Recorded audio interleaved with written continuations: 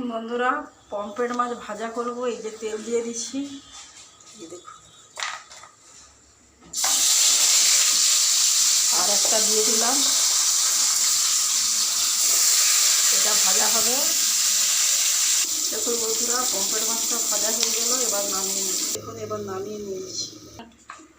দেখুন বন্ধুরা, এই ক্যামেরাগুলো দিয়ে দিলাম।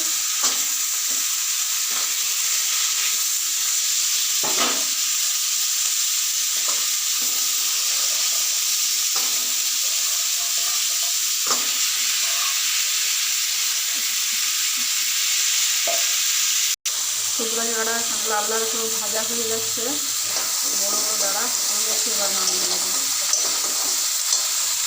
এই দেখুন নামিয়ে নিয়েছি।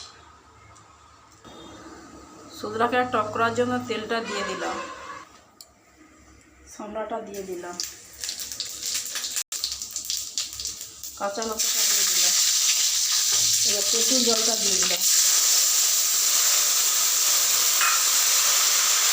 পরিমাণ মতো হলুদটা দিয়ে দিলাম, পরিমাণ মতো লবণ দিয়ে দিলাম। এবার ক্যাংড়াগুলো দিয়ে দিলাম, পরিমাণ মতো চিনি দিয়ে দিলাম।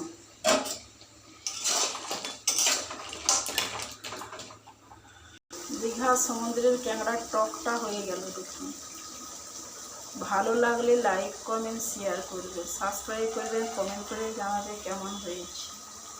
এই নামিয়ে নিয়েছি জামে করে। দেখুন কেমন একবারে তেঁতুল দিয়ে সমুদ্রের মাছের টক।